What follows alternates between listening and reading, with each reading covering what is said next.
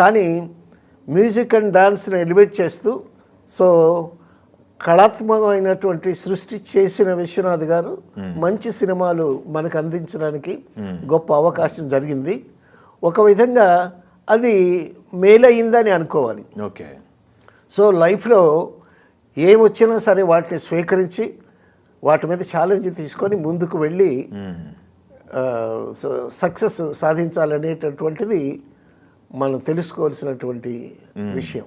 ఇట్లాంటి ఏమైనా డిస్కస్ చేసేవాళ్ళ విశ్వనాథ్ గారు మీతో? ఏమన్నా విశ్వనాథ్ గారితో ఎక్కువ ట్రావెల్ అయింది కాబట్టి మీకు అంటే డిస్కస్ చేయరండి, ఆయన చేతలు బట్టి మనకు తెలిసిపోతుంది.